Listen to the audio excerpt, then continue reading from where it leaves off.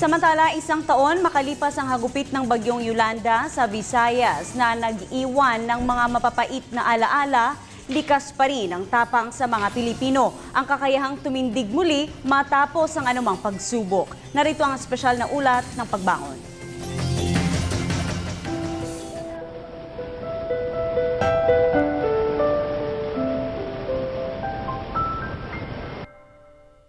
Mahirap kalimutan ang isang trahedyang nagdulot ng matinding takot.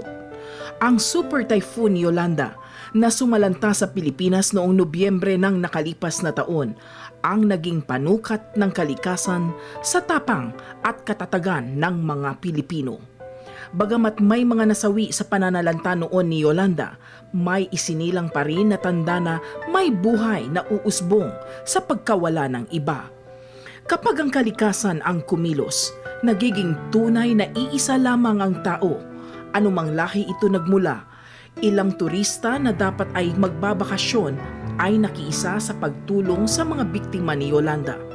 Samantala sa modernong mundong ito, na bahagi na ang komunikasyon na binubuhay ng kuryente, naging bukas para sa lahat ang barkong ito para magsilbing charging stations ng mga communications gadgets ng mga residenteng sinalanta ni Yolanda.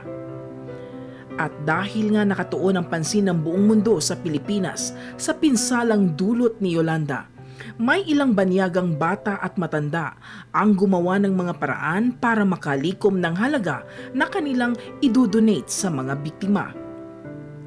Ang ilang mga turista na ang pagbabakasyon at pagsasaya sana ang pagtungo sa Pilipinas ay inabot ni Yolanda ay hindi nagdamot ng mga sandali para tumulong na lamang sa mga biktima ng kalamidad.